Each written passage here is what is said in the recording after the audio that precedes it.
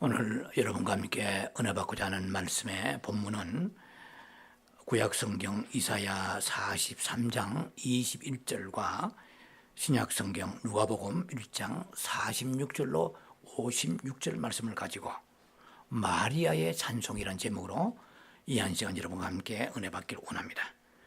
제가 여러분을 대신해서 먼저 이사야 43장 21절을 봉독합니다. 이 백성은 내가 나를 위하여 지었나니 나를 찬송케 하려 함이니라.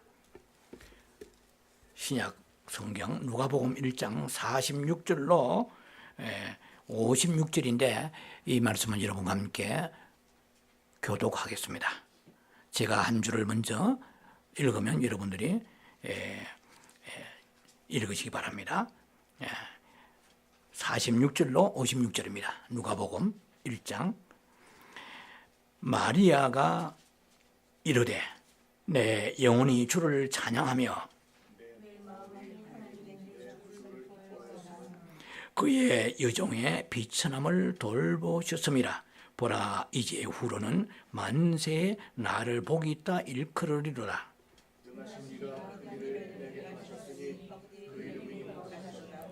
긍휼하심이 두려워하는 자에게 대대에 이르는도다.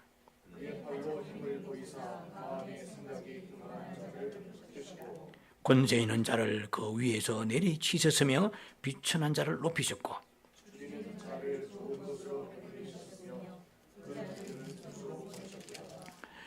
그 종 이스라엘을 도우사 긍휼히 여기시고 기억하시되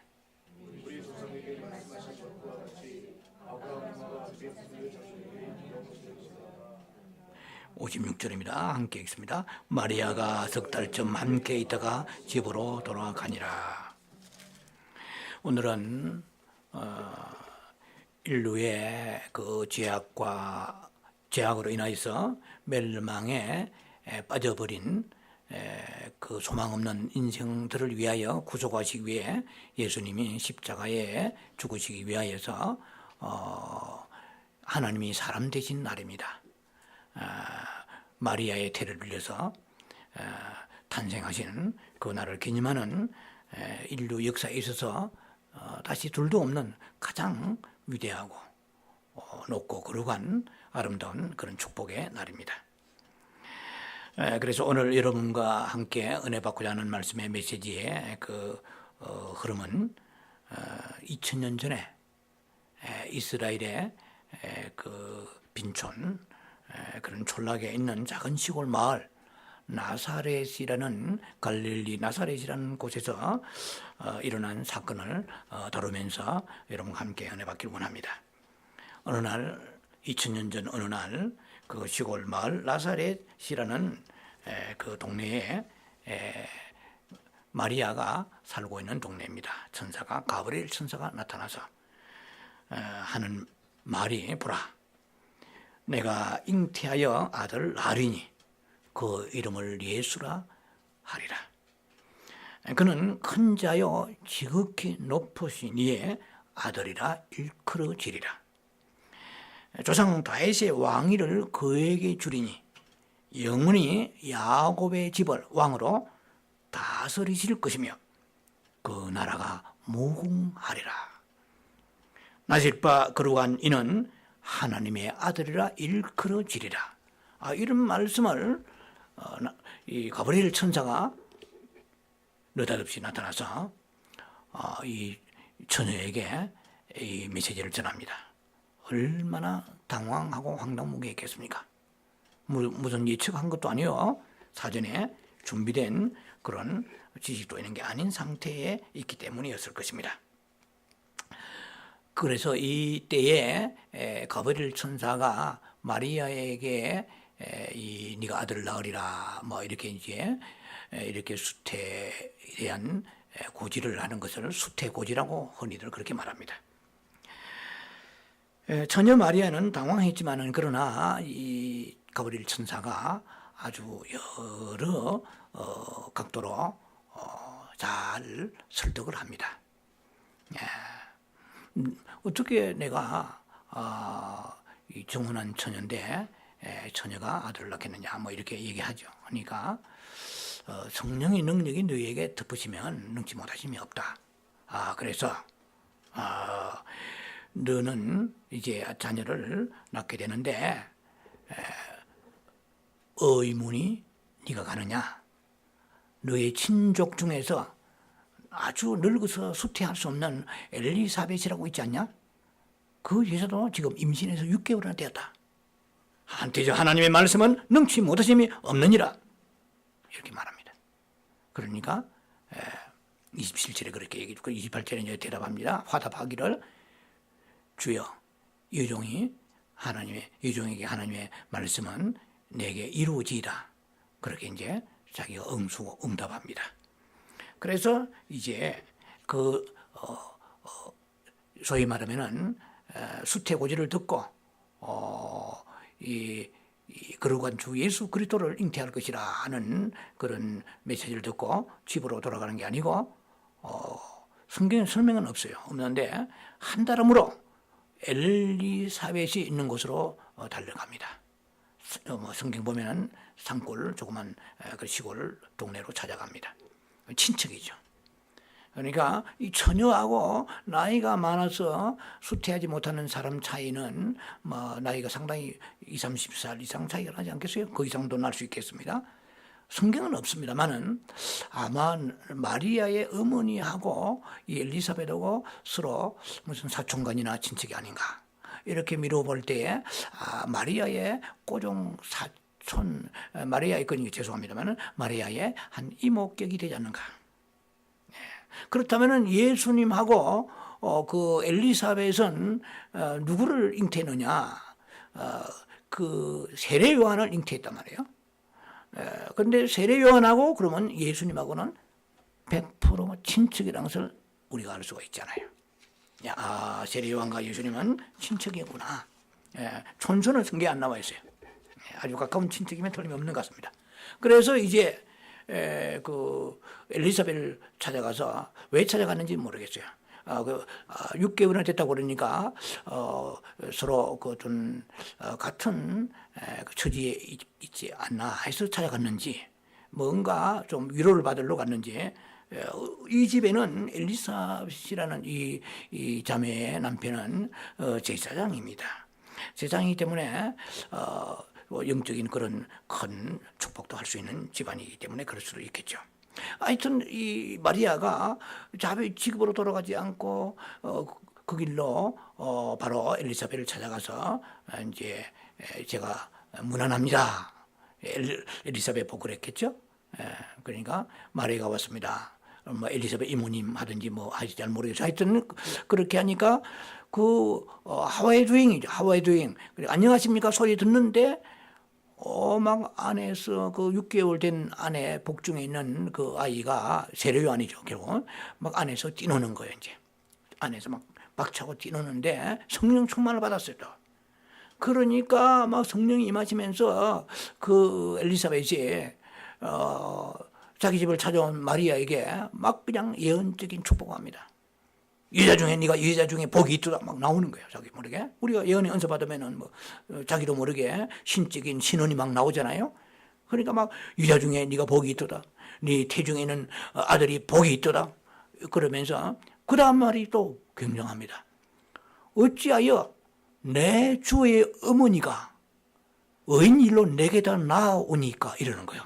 아니 마리아는 저 밑에 아주 친척으로 따지면은 촌수가 낫지 않아요? 그런데 내 주의 어머니가 한 번도 그런 말 안 했어요. 마리아가 와가지고. 그런데 성령 충만한 거예요. 이제 해가지고 막 그렇게 예언적인 축복을 쏟아냅니다. 그런데 마리아가 같이 화답하면서 자기 그 친척 어르신 엘리사벳을 축복하는 게 아니라 하나님을 찬송하는 거예요. 좀 격이 다르다 생각이 들었어요. 우리가 다른 사람 나를 칭찬 나도 칭찬해야 되잖아요. 그런데 마리아는 자기 엘리사벳을 칭찬하는 게 아니고 하나님을 찬양합니다. 오늘 여러분과 함께 은혜 받을 내용은 하나님을 찬양하는 이 찬양의 내용을 여러분과 함께 은혜 받기를 원합니다. 거기에서 우리가 많은 교훈을 얻고 또 위로를 받고 소망 가지기 바랍니다. 자, 먼저 이 46절로부터 56절까지, 정확하게 하면 55절까지인데요. 그 한 10절 가량 통해서 그 흐름을, 주제를 우리가 쫓아갑니다. 마리아를 살펴본다면 구약에 이 마리아가 예수님을 잉태한 그 마리아가 구약에 굉장히 능통한 교회가 깊은 처녀였다는 거예요. 우리가 흔히 우리가 마리아 하면은 시골에 깡촌에 불황무식한 그런 순진한 처녀 정도로 알고 있습니다. 그런데 이 마리아가 엘리사벳을 만나가지고 하나님을 찬송하는 내용을 찬찬히 뜯어볼라 치면 이 내용은 굉장히 이분이 구약에 굉장히 해박하고 능통한 지식을 가지고 있다는 것을 볼 수가 있다는 거예요. 구약을 많이 인용하면서 하나님을 찬양합니다. 자, 그래서 우리가 여기서 볼 수 있는 것은 구세주의 그 성육신을 위한 통로가 되는 것이 그냥 시골 처녀가 순진하고 그냥 밭이나 메고 논두렁에서 그 시골 처녀로서 한 생애를 보내는 그런 것도 아니고 뭐 아니면은 뭐 목축하는데 양이나 치고 이런 것도 아니에요.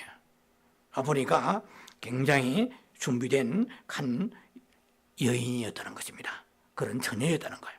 그러니까 메시아를 잉태하기에 합당한 그런 조건을 갖춘 처녀였다는 걸 볼 수가 있습니다. 자, 그것은 또한 예수님이 강보에 쌓여서 이제 그 마리아의 손에서 자라지 않습니까?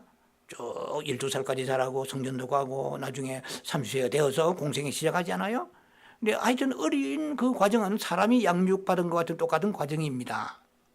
그렇다면 이 마리아는 그 예수님이 어릴 때 자라실 때 많은 구약의 메시지를 주었을 것이라는 거예요. 자, 우리가 그렇게 생각한다 그러면 우리가 잉태한 임신한 그런 사람들은, 여인들은 좋은 음식을 먹고 좋은 음악을 듣고 좋은 그림을 보고 좋은 사과를 먹을 게 아니라 좋은 말씀을 먹어야 돼요. 좋은 말씀을 먹어서, 말씀은 영이잖아요. 좋은 말씀을 먹어서 그 다음에 내 복중에 있는 그 태아에게 하나님이 잡아 쓰시는데 큰 영광을 나타내는 도구 되기 위해서 그 어머니의 그 영의 어떠함이, 말씀의 어떠함이 그 자손에게 영향을 끼친다는 거예요. 그래서 또 뿐만 아니라 자라면 아이들에게 태권도 학원, 주산 학원, 미술 학원 이리 뛰고 저리 뛰고 방방 뛸 게 아니라 말씀으로 양육해서 하나님을 경외하는 법을 가르쳐줘야 돼요. 그리고 죄와 세상을 이겨 나갈 수 있는 하나님의 귀한 생명의 말씀을 양육하며 가르쳐야 된다는 것을 우리가 엿볼 수가 있습니다. 자, 그래서 비록 마리아는 젊었어요. 시골에 살지만은 시골 처녀였지만 그러나 구약의 지식에 대해서 매우 풍부했다는 것을 그 찬양의 내용으로 미루어서 볼 수가 있습니다. 말씀이 그 안으로 녹아 들어갔습니다. 여러분이 아무리 지식을 가지고 있더라도 그 말씀이 내 생명 속으로 흘러 들어와야 됩니다. 그래서 그 말씀이 나의 생에 깊이 젖어 흘러서 그 말씀이 생명이 되어야 되는 거예요. 나와 혼연일체가 되어야 됩니다. 지식 가지고 믿다가 안 되면은 거부하고 의심하는 것은 그 말씀이 녹아 들어간 게 아니에요. 말씀이 어떠한 내가 환경에 처해 있을지라도 그 말씀을 생명을 다하여 절대적으로 믿는 믿음이 있어야 됩니다. 욥기 13장 15절 보면은 주께서 나를 버리실지라도, 제가 좋아하는 구절 중에 하나입니다. 주께서 나를 버리실지라도. 우리 성경을 보면은 나는 희망이 없노로 되어 있어요. 이거 번역이 어떻게 되는지 모르겠는데 희망이 없노로 되어 있습니다. 그러나 원어에 충실한 킹 제임스 버전에 보면은 나는 그를 신뢰하리라 되어 있어요. 무슨 말이냐? 도대체 내가 이해할 수 없는 여건과 환경과 어려운 그 인생의 소용돌이 속에 파묻혀 흘러 내가 고통 가운데 있다 할지라도, 그러나 여호와께서 나를 죽는 환경, 죽을 수밖에 없는 처절한 환경에서 내팽개 치신 것 같을지라도 나는 그를 신뢰하리라. 그의 사랑하심을, 그의 긍휼하심을, 그의 돌보심을, 그의 놀라우신 은혜를 나는 신뢰하리라. 그 고백이란 말이에요. 욥의 고백이. 그래서 우리가 뭐 지식을 많이 가진다는 수준이 아니고 내가 망해가면서 죽어가면서 도대체 빛이 들어오지 않는 그런 깜깜한 터널 같은 인생을 살아가면서도 예수가 나의 소망이라는 사람은 바로 말씀이 나의 소망이 되어야 돼요. 예수님은 아시죠? 나는 길이요 진리요 나는 생명이라고 그랬잖아요. 진리는 바로 I am the truth 아닙니까? I am truth. 나는 말씀이다 이 말이에요. 그래서 예수님이 입에 나오는 그 말씀이 바로 예수님 자신이거든요. 우리 예수님을 믿는 사람은 말씀 따로 예수님 따로 따로 국밥처럼 예수님 따로 말씀 따로 이렇게 하면 안 돼요. 예수님은 주의 이름 부르는데 말씀에 대해서 감화감동되고 절대적으로 믿는다. 그분이 나를 버리지 않는다면 안 버리신다. 절대로 버리지 않는다. 이렇게 믿어야 되는데 환경이 겹겹이 어려운 그런 난공불락의 그런 처지에 놓이거나 환경이 어려우면 우리는 맥이 탁 풀리고 그래 낙심하고 그 다음에 절망합니다. 말씀의 절대적 신앙을 가져야 될 것입니다.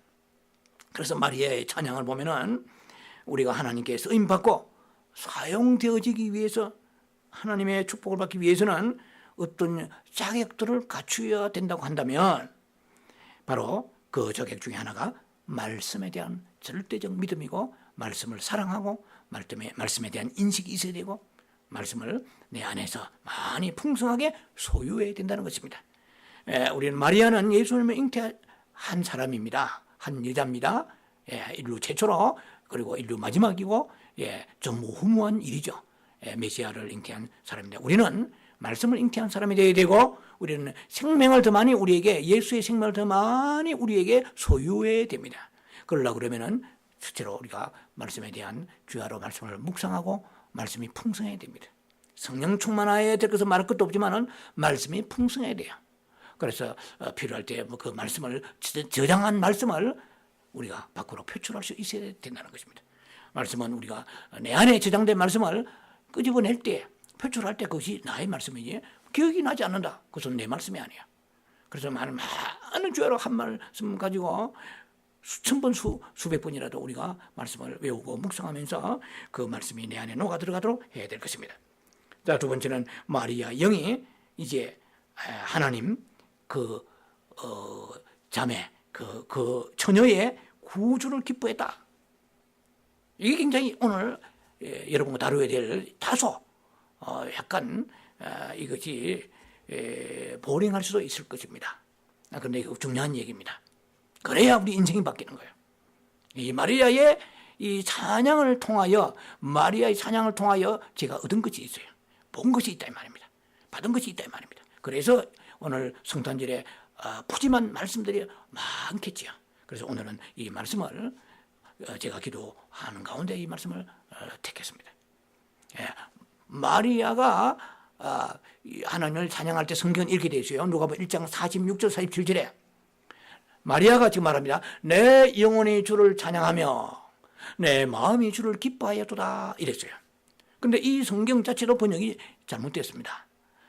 이 영어 성경 NIV도 그렇고 원어 성경에서는 내 영혼이 주를 찬양하며 내 마음이 주를 기뻐하나이다니까 막 그냥 헷갈려 버려요. 이게 엄청난 보화가 이 속에 들어 있습니다. 그냥 찬양했구나, 그냥 기뻐했구나, 이거 끝납니까? 그래서 말씀은 파고 들어가서 그 속에 진귀한 보물을 우리에게 주시려고 하는데 여러분에게 얼마나 보물이 될지 모르겠어요. 자, 내 영혼이 주를 찬양하면 My soul 되세요. My soul glorifies to the Lord. to는 빼도 My soul glorifies the Lord. 내 영혼이 주를 찬양합니다. 그런데 내 혼이 주를 찬양합니다. 우리는 철저하게 3분서를 가지고 제가 영성한 사람입니다. 영혼육이 데살로니가 4장 23절, 히브리 4장 12절, 영과 혼과 육이 있다고 되어 있어요. 이것은 영성에 있어서 출발점, 스타트, 비기닝이 굉장히 중요합니다. 여기서 실족해버리면 영성의 세계는 들어가지 못합니다.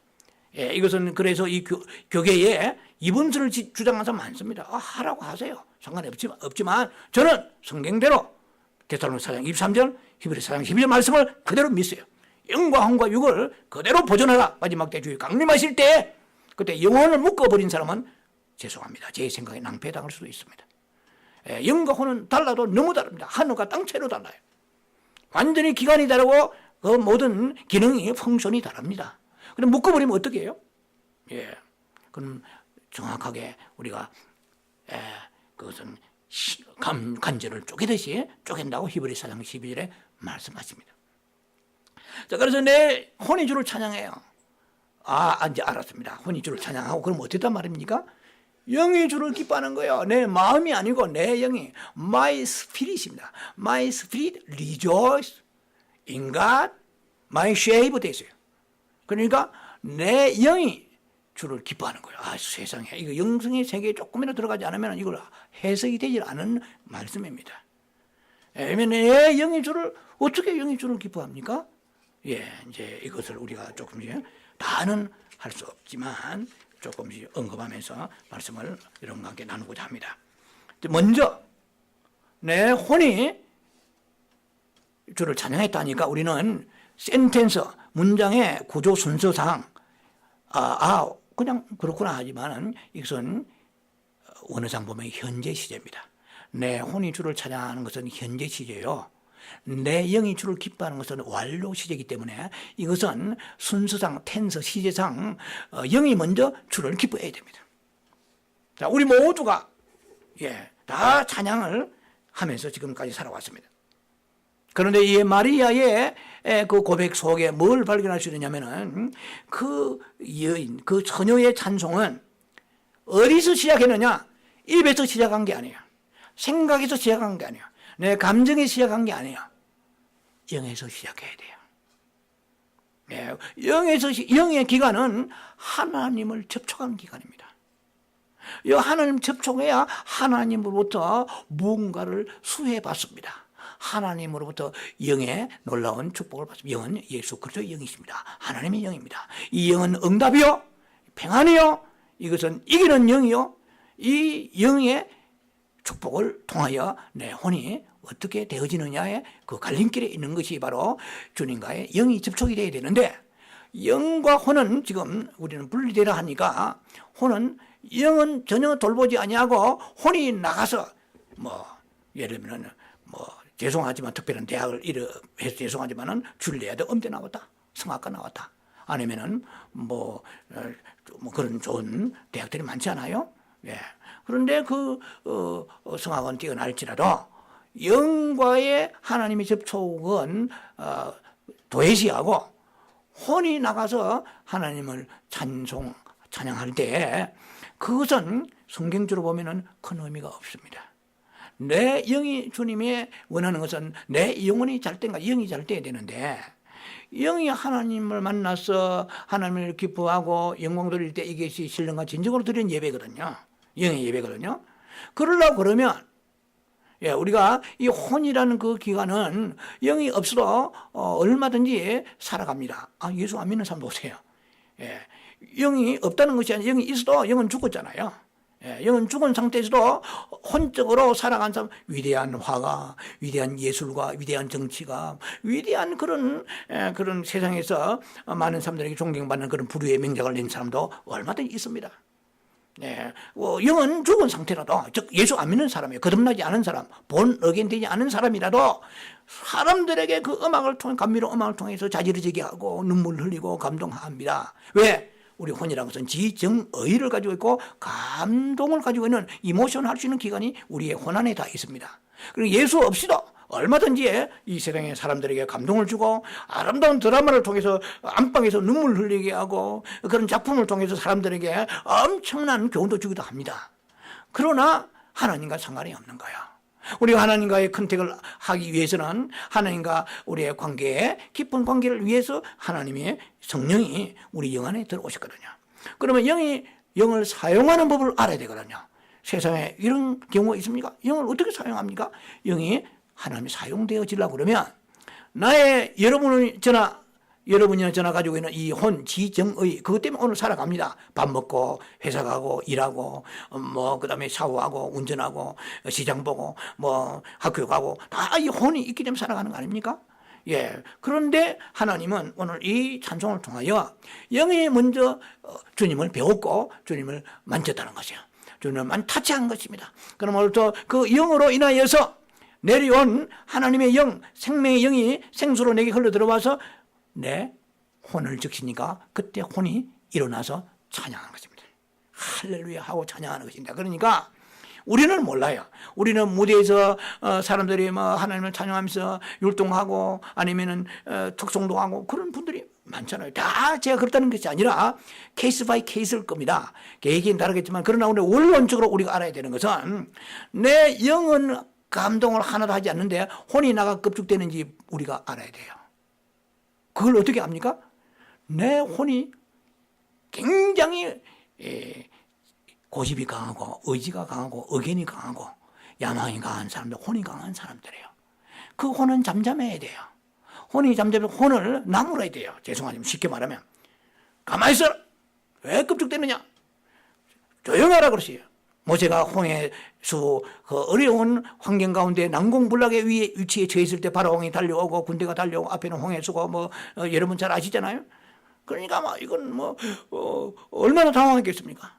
설왕설래하고 당황할 때 여호와께서는 잠잠하라. 니까지 아무도 할 수 없다. 예. 그리고 너희가 할 수 있는 것은 하나님이 하시는 거니까 너는 지팡이만 갖다 대라. 그러니까 뭐 홍해바다가 이르지 않습니까? 결국 내 인생의 모든 운명은 나의 신념과 머리와 공부가 결정하는 게 아니에요. 나의 노력이 결정하는 거리 가지고 부자는 될 수 있을지 몰라도 천국과 상관이 없고 그리고 새 예루살렘과 상관이 없고 그리고 혼인잔치와 천국 혼인잔치와 전혀 상관이 없다는 것입니다. 얼마든지 이 세상에서 이방인들도 무솔린이라든지 아니면은 히틀러라든지 이탈리아 무솔린이 있잖아요. 독일이 히틀러 세계를 쥐었다 흔들었다는 1차 대전, 2차 대전 일으킨 이 장본인들이 다 소멸해버렸습니다. 진시황에서부터 모든 존재들이. 죽으면 남는 거 남아있는 빼다기는 좀 오래 가겠지만 살은 썩어버립니다. 아무것도 없는 흙으로 돌아간 존재들이에요. 우리가 예수를 믿으면서도 자꾸 육신의 것을 가지고 낙심하고 절망하고 우쭐대고 그것 때문에 우리가 정말 굉장히 높아지고 교만하고 건방지고 이런 것도 이제 말씀이 뒤에 그런 부분을 다룰 거예요. 이제 결론 내릴 때 그거는 허무한 것입니다. 하나님 보시면 도토리 기적이에요. 도토리 저 못난 도토리들이에요. 자, 우리는 영의 소중함을 알아야 되는 거야. 영이 하나님을 지금 이제 이 여자는 이 처녀는 2000년 전에 그 시골에 살았지만은 이 사람은 놀라운 사람이야. 이 자매가 어찌하여 영을 가지고 하나님을 만날 수 있었는가? 그러니까 그 혼이 말이야.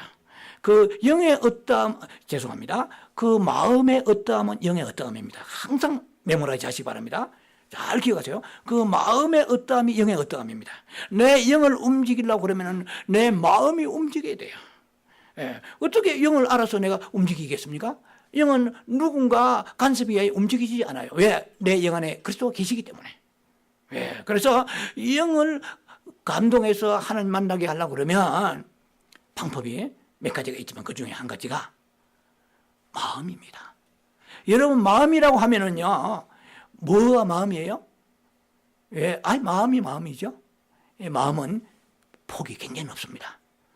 마음은 혼보다 폭이 넓습니다. 지, 정, 의, 양심과 영입니다. 영의 한 부분도 마음입니다. 그러니까 마음은 굉장히 폭이 넓어요. 카르디아라고 굉장히 속사람입니다. 이 깊은 곳의 속사람이 영인데 그 영의 깊은 속사람은 어디에 연관되느냐? 마음에 연관되는 것입니다. 내 영을 움직이려고 그러면 영이 자체로 일어나니까 영이 알아서 움직이다가 아니라 마음의 어떠함에 따라 영이 움직인다고 성경은 얼마든지 발견할 수 있습니다. 왜?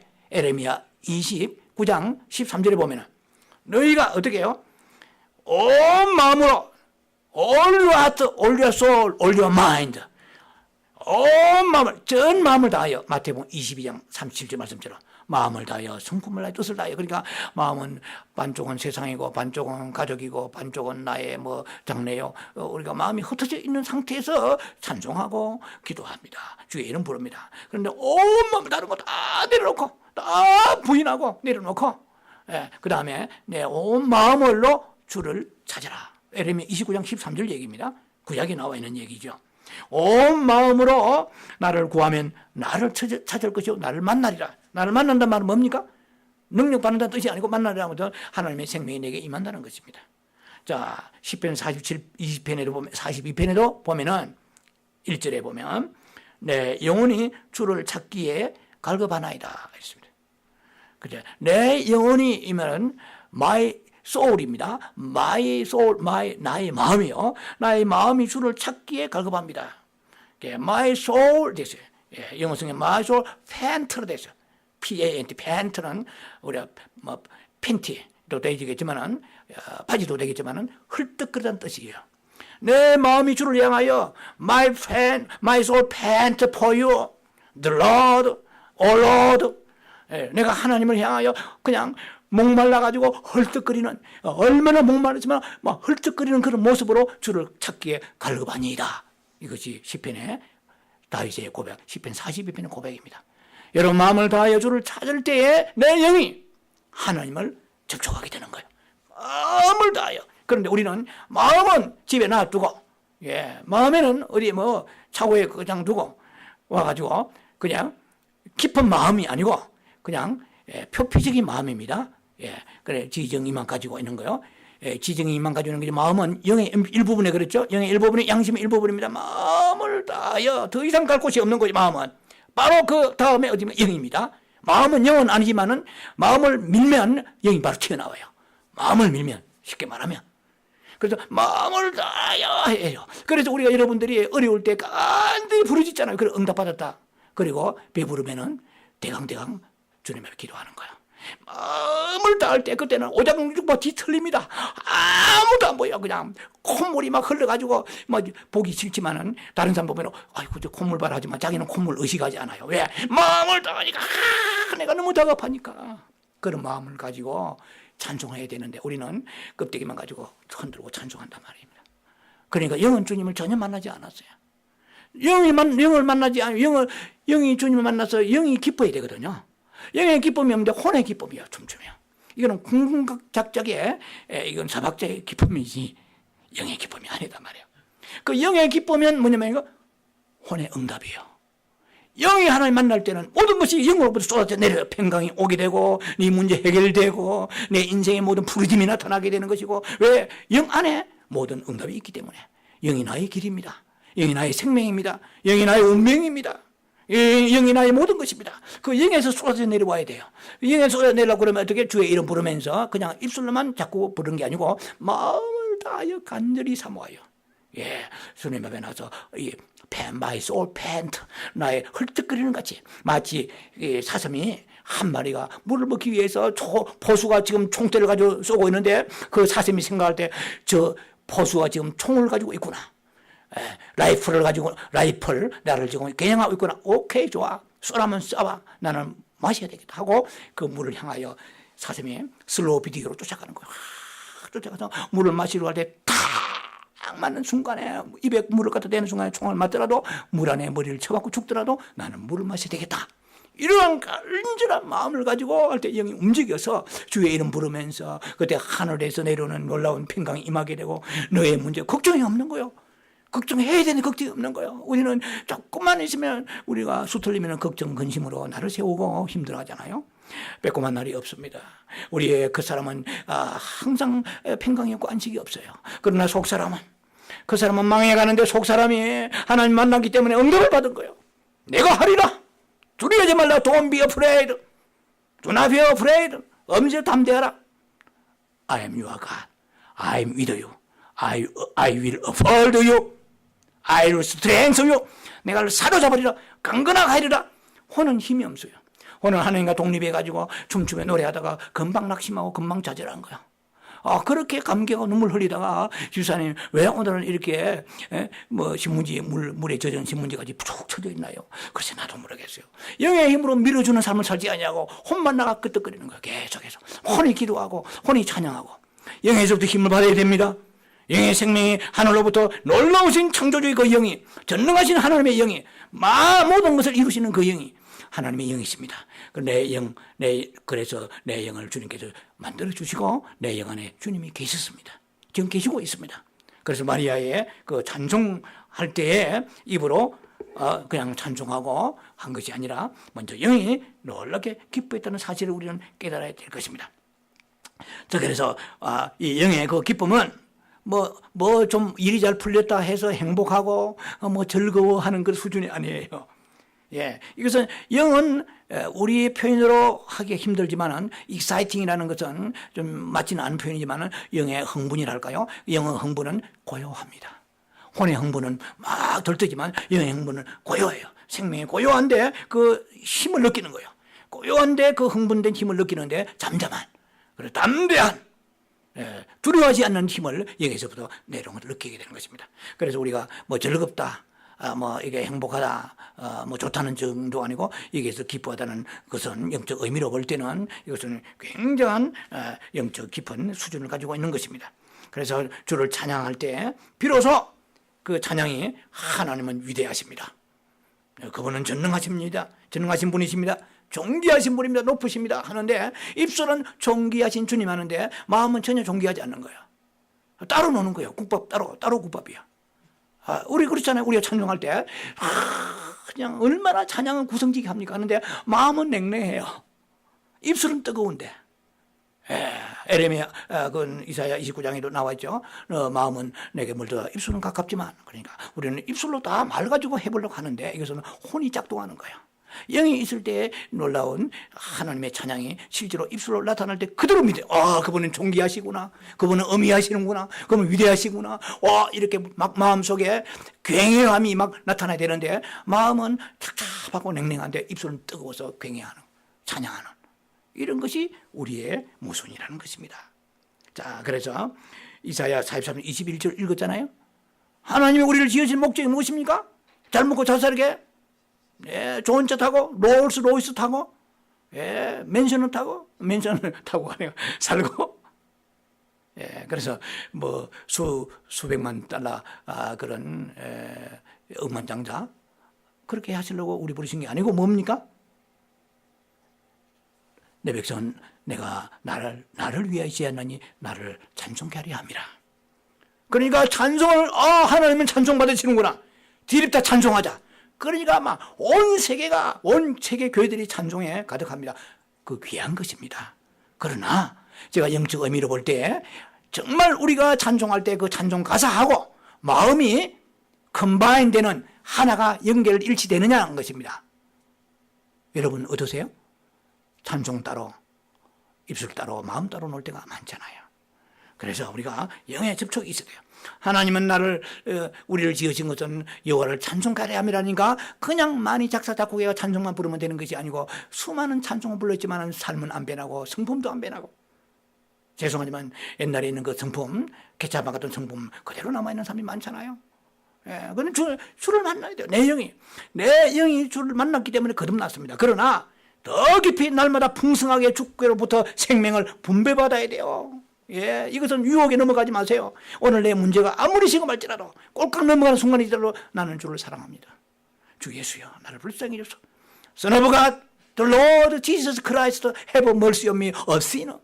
주여, 나를 불쌍히 주옵소서. 누가복음 18장 13절, 누가복음 18장 38절. A collector, 그 텍스, 그러니까 세리의 기도잖아요. collector. 세리의 그 기도가 여호와여, 하나님 아버지여, 나를 불쌍히 주옵소서. 그리고 blind, 소경의 기도입니다. 주 예수, 다윗의 자손이여, 나를 불쌍히 주옵소서. 이 불쌍히 해달라는 기도가 얼마나 깊은가를 후반부 타치해야 되는데요. 아픈 영의 이 부분을 말씀드리다 보니까 시간이 좀 정티한 것 같습니다만 중요한 것입니다. 우리는 영으로 살고 영으로 인하여서 우리가 하나님을 경배하면서 기뻐해야 됩니다. 나의 미래는 내 영에 달려 있습니다. 내 영은 하나님의 영과 접촉하기 위하여 하나님과 하나의 그 놀라운 시온의 대로가 열려 있습니다. 그래서 영을 무시하고 혼이 나서는 것을, 껍죽대는 것을 자기를 부인해야 돼요. 셀프 디나이얼. 자기 자신을 왜 이렇게 껍죽대냐, 왜 흥분하냐, 가만히 있어라, 잠잠하라, 내가 내 마음을 다하여 주를 바라보리라. 왜 자꾸 걱정하냐, 왜 자꾸 이렇게 방정맞은 생각만 하냐, 부정적인 생각만 하냐, 가만히 있어라. 나무라야 돼요. 가장 쉬운 말로 셀프 디나이얼, 자기를 부인하란 말이야. 왜 막 이게 욕심 생기냐, 나무라요. 내가 인정하지 않는다. 언제 내가 그렇게 하나님이 그렇게 하라고 하셨나. 나도 원하지 않는다. 나는 속았다. 지금 속지 않으리라.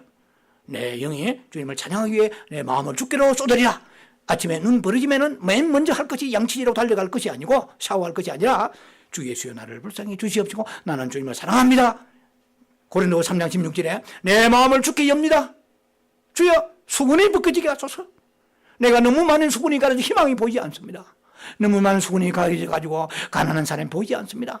너무나 많은 수군이 가려져가지고 내 안에 하나님 주신 축복이 보이지 않고 감사가 보이지 않습니다. 수군을 벗겨주옵소서. 율법의 수군을 벗겨주시고 부정적 수군을 벗겨주시고 절망의 수군을 벗겨주시고 근심의 수군을 벗겨주옵소서. 주여 나에게 필요한 것은 오늘 문제가 해결되는 것이 아니라 수군이 벗겨지는 것입니다.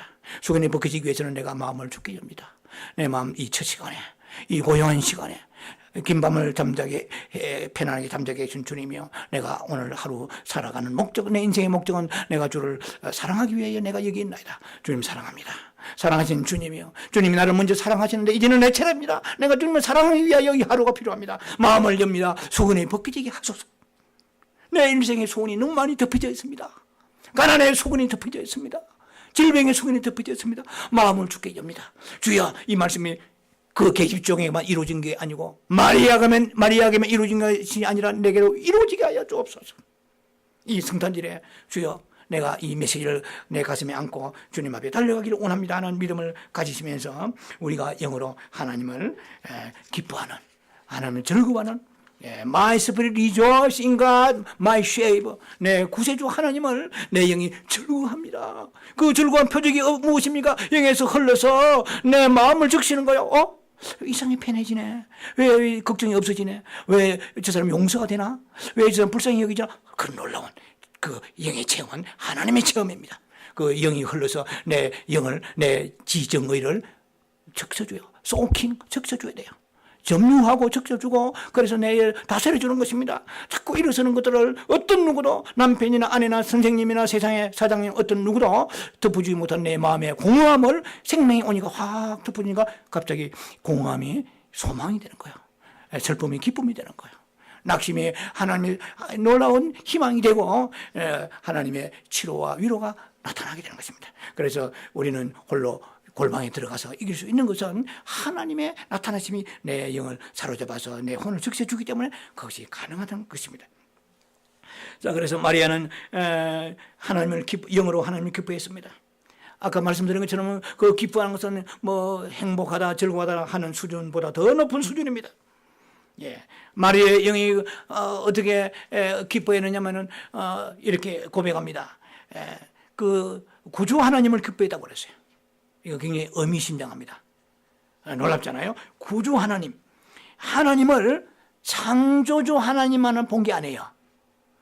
구주 하나님에 그랬단 말이에요.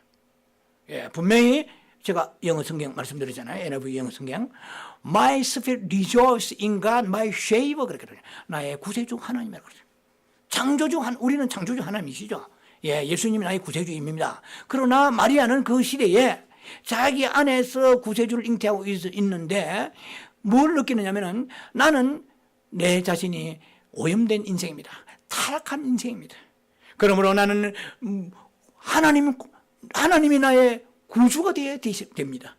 하나님이 나를 이 타락한 인생에서, 내 안에 사악한 인생이 가지고 있는 이 모든 것을 당신만이 나에게 구세주가 되고 길이 되십니다 하고 고백했다는 것입니다. 의미심장한 고백입니다. 자, 그래서 마리아는 하나님을 그녀의 구주로 여겼다는 것입니다. 자, 마리아의 그 찬양을 이제는 뒤로 넘기고 가장 중요한 것은 무엇이냐? 이제 하나님의 긍휼과 그분의 행하심을 찬송했다는 것입니다. 자, 누가복음 1장 48절에 50절에 마리아는 이렇게 말합니다. 주께서 그 계집종의 비천함을 돌아보셨습니다. 자, 굉장히 중요한 메시지가 이게 나갑니다. 예, 누가복음 1장 48절 50절에 마리아는 고백합니다. 찬양합니다. 하나님의 긍휼과 그분의 행하심을 지금 찬송합니다. 그런데 어떻게 찬송합니까? 주께서 그 계집종의, 자기를 말합니다. 계집종의 비천함을 돌아보셨습니다. 자, 이런 하나님 만나야 됩니다. 하나님 인격적인 하나님이세요. 여러분 지금 비천함에 처해 있습니까? 물질에, 건강에, 가정에, 아는 여러분 살아가는 인생에 비천함이 있습니까? 자, 들어보시기 바랍니다. 이 계집종의 비천함을 돌아보십니다. 하나님은 비천한 자를 돌아보시는 하나님이세요. 보라, 후로는 말 만세의 나를 복이 있다 일컬어라. 예, 이 마리아 같이 복받은 이자는 없어요. 예, 천주교에서 우상화시켜서 문제이지만 한 인간으로서 볼 때는 이 지상의 최고의 복을 받는 사람입니다. 예수님을 잉태했다는 거예요, 세상에. 예, 그 아이가 변호사, 의사만 잉태하고 자녀 낳아도 훌륭한 어머니라고 그러는데 인류를 구원하실 메시아 예수를 잉태했으니까 이 마리아는 만세에 나를 복이 있다 일컬으리라. 자기가 자기 말을 예언한 거예요. 사실은 그렇게 된 거예요. 이제 능하신 이가 큰 일을 내게 행하셨으니 그 이름이 거룩하시며, 하나님이 능하신 분이십니다. 우리 인생 여러분들이 내가 잘나서 공부하고 내가 잘나서 뭐 직장 다니고 내가 능력이 있어 안 해요. 능하신 이가 나에게 행하시니까 내가 오늘 그래도 살아있는 거예요. 그분이 손을 거두시면은요 분명히 일이 열려야 되는데 막혀버리는 거야. 분명히 나는 바른 길로 가는데 다른 차가 뛰어들어와서 제 차를 받아가지고 제가 5년 동안의 재판을 계류하면서 고생을 했었단 말이에요. 예, 그건 언젠가 말씀드렸잖아요. 내 인생 내가 핸들링 할 수 없습니다. 내 인생 내가 드라이빙 할 수 없습니다. 내가 아무리 잘나고 아무리 똑똑할지라도 비천한 마음을 가져야 돼요. 아버지, I am nothing. I cannot do anything. I do not know anything. 나는 아무도 할 수 없습니다. 나는 아무도 알지 못합니다. 나를 불쌍히 여기옵소서. Have mercy on me. 아버지, 은혜를 주시니까 차라도 몰고 다니고 사고나지 아니하고 직장 다니고 새끼 먹고 이렇게 살아갑니다. 이민 생활에 이 팍팍한 어려움 가운데서 그래도 살아남았습니다. 거리에 나가지 아니하고 살아남았습니다. 거리에 나간 사람 얼마나 많아요 지금. 예, 아까 말씀드린 것처럼 미국에 이렇게 잘 사는 나라지만은 60만 명 가까이의 홈리스가 있는 이 나라입니다. 하나님께서 나를 이불을 덮어주셨습니다. 하나님께서 나를 이슬을 피하게 해주셨습니다. 하나님께서 나에게 치매가 걸리지 않게 하시고, 하나님께서 나에게 중병에서 자유케 하셔서 그래도 건강한 몸 가지고 해서는 하나님 나를 불쌍히 해주옵소서. 나는 주님 언제나 당신 앞에 비천한 자입니다. 나를 불쌍히 해주시옵소서. 하나님이 나를 거두어 주옵소서. 하나님이 나의 인생의 길입니다. 하나님이 나의 모든 능하신 분이십니다. 당신이 손을 오늘 거두시면 저는 이 인생의 끝입니다. 주여 나를 돌아보아 주옵소서. 나를 긍휼히 여겨 주시옵소서. 자, 이 믿음을 이 성탄절에 우리 가지고 이 계집종의 빛처럼 돌아보다. 이 여자는 시골에 살면서 교만하지 않았어요. 촌떡이 처녀들도 조금만 잘나면은 피부만 좀 교만합니다. 근데 이 처녀는 그냥 자기가 빛을 하는 생각이에요. 그런 주님이 얼마나 기뻐하셨겠어요. 돌아보실 수밖에 없죠. 우리 교회를 돌아보시고 우리 기도를 돌아보시고 여러분 인생을 돌아보시고 자녀를 돌아보아 주셔야 돼요. 그때 그 어떤 사람을 돌아보십니까? 아버지, 나는 비천합니다. 주님께서 설령 나에게 많은 걸 주셔서 나를 높여주신 할지라도 나는 늘 비천합니다. 주여 당신의 손을 거두지 말아 주옵소서. 자, 이런 고백이 우리 삶에 끊임없이 넘쳐야 될 것입니다. 자, 그래서 그 이름이 거룩하시며 그의 긍휼하심이 그를 경외하는 자들에게 대대에 이르리로다, 이렇게 말씀하십니다. 그래서 우리는 항상 하나님을 두려운 마음으로 떨리고 떨리는 마음으로 우리가 죄를 지어도 철저하게 회개해야 됩니다. 죄를 지을 수는 있습니다. 그러나 회개가 없으면은 고린도 후서 7장 10절로 기억합니다. 구원에 이르는 회개라고 그랬어요. 구원에 이르는 회개. 우리는 죄를 얼마나 지었느냐 안 지었느냐보다 더 어쩌면 중요한 것이 회개했느냐 안 했느냐인 것입니다. 연약하여 목회자도 선교사도 성직자도 죄를 지을 수가 있습니다. 그러나 죄를 죄로 여기는 거예요. 죄를 부끄럽게 여기고 죄를 슬프게 여기고 죄를 가슴 앞에 여기면서 아버지, 나는 아무것도 아닙니다. I'm nothing 하고 고백하면서 주여 당신의 보혈로 나를 덮어주 씻어주시옵소서. 보혈이 없이는 나는 한 걸음도 나아갈 수 없습니다. 주여 나는 연약한 자입니다. 피조물 중에 연약한 자입니다. 아버지 하나님, 이렇게 날마다 하나님을 경외하는 두렵고 떨림으로 하나님을 이렇게 높여드리는 두려워하는 자들이 되어야 될 것입니다. 마리아는 자신을 이렇게 어떻게 생각했느냐? 종으로 여겼다. 참 이게 놀랍잖아요. 예. 주께서 그의 계집종의 비천함을 돌아보십니다. 이랬거든요. 자기 자신을 하나님 앞에 있는 유종이라고 그랬어요. 이 말은 뭡니까? 나는 노예입니다. 예. 나는 하나님 앞에 나와서 서번트라고 그러죠. 예. 그럼 하나님의 나는 당신의 노예입니다. 노예는 뭡니까? 자유가 없잖아요. 예, 시키면 가라면 가고 죽으라면 죽고 먹지만 안 먹고 쉬라면 쉬고 하지 말면 하지만 노예는 자유가 없잖아요. 이 마리아의 머릿속에는 이 처녀지만은 얼마나 당차요, 아름다워요. 나는 당신의 종이오니 당신의 말씀대로 되어지이다. 당신이 베라면 베는 것이고 당신 가지라면 가지는 것이고 당신 시킨 대로 하겠나이다. 자, 그래서 이 마리아는 자신을 종으로 여겼고요. 그리고 자신을 주의 종만 종이 아니란 것입니다. 이게 어떤 영적 의미에서 개념이 그렇단 말입니다. 자신을 나사렛의 시골떡이 오늘 말하면 주여 나는 촌년입니다 이 뜻이. 나는 촌년입니다. 나는 촌떡입니다. 나는 잘나서 저 예루살렘의 대도시에 사는 것도 아니에요. 그 다윗의 도시인 베들레헴에 사는 것도 아니에요. 남들이 다 멸시하고 천대하고 그 자기 동네만 나사렛 얘기하면 사람들이 머리를 돌리고 얼굴 돌리고 애매한 그런 동네에 나는 삽니다. 나는 비천합니다. 놓을 것이 없습니다.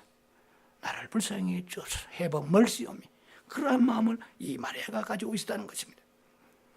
그럼에도 불구하고 하나님은 그녀를 이 깡촌에 있는 멸시 천대받는 이 처녀를 돌아보셨습니다. 하나님의 성육신을 위한 인류 역사에 다시 없는 그릇으로 택하여 쓰셨다는 것입니다.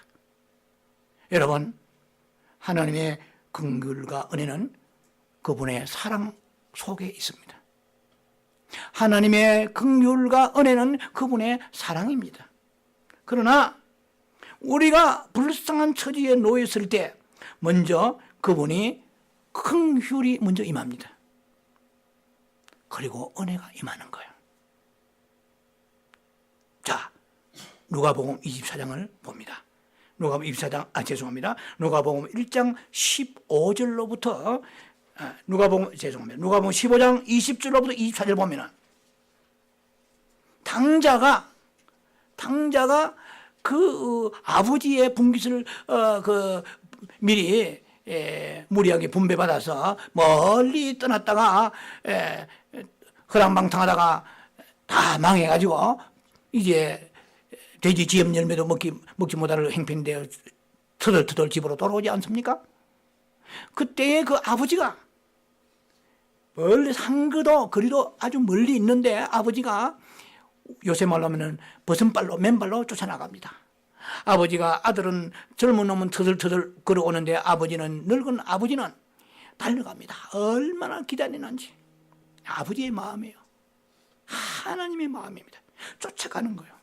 그런데 누가복음 15장 20절에는 이렇게 되어 있습니다. 척은이 여겨 그랬어요. 그러니까 오늘 이 누가복음 15장은 여러분 아시다시피 하나님에 대한 또는 당자들의 아버지의 사랑의 마음입니다. 그런데 그 아버지가 척은이 여겼어요. 여기고 그 냄새나는 아들을 안아주고 그 아들을 갖다가 돈 다 어디에 썼느냐, 이 못된 놈 책망치 아니하고 아들을 안아주면서 먼저 냄새나는 옷을 다 벗겨버려요. 옷을 벗기고 세마포 같은 새 옷을 입혀주고 가락지를 끼워주고 보니까 신발도 빵꾸 나서 느들느들하는데 그 신발을 챙겨주고 송아지를 삶아줍니다. 이것은 뭡니까? 은혜입니다. 긍휼이 임하고 그 다음에 은혜가 임한 것입니다. 여러분, 하나님 앞에 나와서요 불쌍히 여김 받아야 됩니다. 하나님의 동정받아야 돼요. 사람에게 동정받으면 되지 아니하고요, 하나님에게 동정받아야 돼요. 동정이란 말은 좀 합당한 용어는 아닐지 몰라도 하나님 불쌍히 불쌍히 여김을 받아야 돼요. 자, 이것은 하나님의 긍휼은 더욱 멀리까지 이르릅니다. 그래서 우리가 하나님의 은혜와 우리 사이에 브릿지, 다리를 놓는 것이 긍휼입니다. 하나님의 은혜와 우리 사이에 브릿지, 다리를 놓는 것이 무엇입니까? 긍휼입니다. 그래서 하나님의 은혜를 입으려고 그러면 긍휼이 있어야 돼요. 불쌍히 여김을 받아야 돼요. 그래서 다윗의 자손이요, 그 막 소경들이 그렇게 부르짖었고 아니면 세리가 그렇게 불쌍히 여기달라고 한 것입니다. 예. 마리아의 찬송에서 보면 우리가 하나님의 긍휼에 대해서 말이 안 나와요. 마리아의 찬송을 자세히 뜯어보시라고요. 긍휼한 말이 나오잖아요. 죄송합니다. 찬송에 은혜란 말은 나오지 않아요. 은혜는 천사가 오히려 얘기합니다. 마리아여, 은혜를 입은 자여, 은혜를 받은 자여. 천사는 두 번이나 얘기합니다. 1장 28절 이하에. 그런데 마리아는 보면은 50절, 54절에 보면은 은혜란 말은 물론 은혜를 입은 건 사실입니다. 그런데 마리아는 긍휼이라는 말을 두 번이나 합니다. 은혜란 말은 나오지 않아요. 하나님의 은혜를 받으려면은 물론 은혜는 그저 주시는 것이죠. 이거 뭐 다 아는 얘기죠. 그러나 우리가 합당한 상태에 놓여 있어야 돼요. 은혜를 받을 수 있는 합당한 상태는 하나님 앞에 빛이 난 자로서 긍휼히 예금을 받을 수 있는 환경에 놓여야 돼요. 그 마리아가 그런 처지에 놓였었고 이스라엘 그런 처지에 놓였습니다. 또한 우리 대한민국도 그렇고 여러분이나 제가 하나님 앞에 그 긍휼히 여기심을 받는 그 처지에 우리가 지금 놓여 있음을 우리가 자각해야 됩니다. 주여, 내가 주님 앞에 긍휼을 내가 기다리고 있습니다. 주여, 나를 빛이 난 데서 나를 높여 주옵소서. 왜냐하면 성경에서 분명히 그렇게 말했거든요. 마리아를 통하여서 빛이 난 데에 있는 자를 높여 주신다고 그렇게 말씀했거든요. 자, 그 말씀 보면은 51절, 누가복음 1장 51절 52절에 보면은 그의 팔로 능한 일을 행하시고 마음의 생각이 교만한 자를 흩으시고 권세 있는 자들을 그 위에 내리치셨으며 빛이 난 자를 높이셨다고 그랬거든요. 그래서 하나님 앞에 나와 제일 몹쓸 사람은 교만한 사람입니다. 사도 바울은 빌립보서 4장 12절에 그렇게 말했죠. 나는 빛에 처할 줄도 알고 풍부에 처할 줄도 알아 그래요. 우리가 빛에 처하는 사람을 좀 높여주시더니 오만하고 건방지고 교만한 사람은 제가 볼 때는 참다운 복을 받을 자격이 없는 그릇입니다. 사도 바울은 저나 여러분들의 빛에 처할 때 많잖아요. 그러면 주님이 여러분 오늘 좀 높여주신 분도 계실 거예요. 주님이 지켜보십니다. 너희가 빛에 처할 때고 마음이 많이 달라졌다. 네가 아니다 하면은 제가 볼 때는 하나님 축복의 통로는 끊어지는 것입니다. 사도 바울은 고백했습니다. 내가 빛에 처할 줄도 알고 풍부에 처할 줄도 알아 그랬어요. 내가 하나님께서 어떻게 배고플 때는 이 한 그릇만 밥 먹여주시면 내가 주님의 뜻대로 살겠습니다. 온유하겠습니다. 성기께서 겸손하겠습니다. 사랑하겠습니다. 해놓고 배부르면 그것만 해가지고 건방지게 남을 깔보고 그런 것이 아니고 사도 바울은 정말 가난하고 고통받는 그런 상황 속에서 비천한 그런 위치에 있을 때 또 있었고 어떨 때는 그런 대로 새끼를 잘 먹고 매도 맞지 아니하고 복음도 전할지라는데 해방받지 않을 때도 있었을 것입니다. 그러나 그래도 언제나 그 풍부에 처할 줄 알아요. 언제나 초심을 잃지 아니하고 나는 아무것도 아닙니다. 자기 자신을 관리할 줄 아는 그런 겸손함을 에베소 첫사랑 잃지 않는 것과 같이 이런 것과 같이 되지 아니하고 항상 자신을 스스로 낮추는 그런 삶을 살아가야 될 것입니다. 그래서 야고보서 4장 6절이라든지 베드로전서 5장 5절에 보면은 이 교만한 자는 대적하시고 물리친다고 그랬어요. 그걸 쫓아낸다는 말입니다. 그러나 비천한 자는 하나님 높여 주신다고 말씀했습니다. 53절 보세요. 누가복음 1장 53절 보면은 줄인 자를 좋은 것으로 배불리셨으며 부자를 공수로 보내시더라 그랬습니다. 줄인 자는 하나님이 반드시 욥기 38장의 끝절에 보면은 까마귀 새끼 한 마리도 먹이신다고 그랬습니다. 이 들판에 까마귀가 지가 먹고 돌아다니는 줄 알아도 성경 보면은 하나님이 먹여주신다고 그랬어요. 하물며 우리 인생이 하나님의 형상을 입은 인생이 영원히 살아야 될 새 예루살렘에 들어가 살아야 될 인생이 이 땅에 살면서 그 새끼 해결 안 돼가지고 허덕거린다는 그것을 하나님께서는 우리가 왜 외면하시겠어요? 하나님 다 보고 계십니다. 하나의 연단의 과정에 있는 경우도 있겠지만은 하나님이 우리에게 반드시 우리를 줄인 자에게 좋은 것으로 베풀리신다고 그랬어요. 그러니까 이런 외적으로 객관적으로 좋은 것만이 아니고 내적인 풍성함도 주신다는 것입니다. 그러나 성경에 누가복음 1장 53절에 보니까 부자는 빈손으로 공수로 보내시더라고 그랬어요. 부자의 그 재산 다 털어가지고 국고에 집어넣었다 이런 뜻도 아니에요. 공수로 보냈던 말은 뭡니까? 돈은 가졌지만 마음이 공허한 거예요. 비천한 마음을 늘 가져야 되는 거예요. 아버지 나는 아무 천한 사람입니다. 고린도전서 1장 27절에 28절에 보면은 하나님이 우리를 부르실 때 5 종류로 불렀었어요. 우리를 약한 자, 없는 자, 천한 자, 비천한 자, 멸시받는 자, 이런 사람을 부르시다고 그래요. 미련한 자. 그래서 우리는 하나님의 부름받을 수 있는 조건이 된 거예요. 여러분들이 어떻게 생각하지 말아요. 주님 보실 때, 그 미련한 자요. 그래, 약한 자요. 그리고, 비천한 자요. 멸시받는 자요. 우리 천대받는 자입니다. 무언가가 하나님이 우리를 부르실 때에 조건 없이 부르시지만은, 그러나 오늘 성경을 볼 때에 하나님은 우리를 그렇게 내적인 충만까지 주시며 우리를 부르셨습니다. 그러나 부자는 공수로 보내신다. 빈손으로. 그러니까 마음이 공허한 거예요. 가진 거는 많지만 아내도 있고 떡둥실이 같은 토끼 같은 아내 뭐 그런 자녀 다 있다 해도 재산도 있고 있다 해도 마음이 공허한 거예요. 그 마음을 둘 때 생명이신 예수님이 내 안에 충만히 채워지지 않으니까 자꾸 눈독을 세상에 돌리는 거예요. 다른 곳에 눈독을 거기서 위로받으려고 그러고 거기에서 우리 행복을 추구하려고 하는 것입니다. 그래서 우리가 어떤 환경에 있을지라도 부자가 될수록 우리는 마음은 더 가난해야 됩니다. 의에 주리고 목마른 자가 되어야 됩니다. 자, 오늘 우리 성탄절 맞이하면서 우리는 좀 가졌고 또 알았다고 그래서 좀 잘 풀린다고 그래서 높아졌다고 그래서 우리 마음이 높아지면 되지 않을 것입니다. 늘 비천한 마음을 가지고 그 마리아가 찬송한 내용같이 긍휼하심을 입어서 주님이 우리를 비천한 가운데 높여주시는 그 축복이 있게 되기를 바라고요. 또 뿐만 아니라 여러분들이 항상 영으로 사는 사람이 되기를 주의 이름으로 축원합니다. 기도합니다. 자비하신 아버지 은혜를 감사합니다.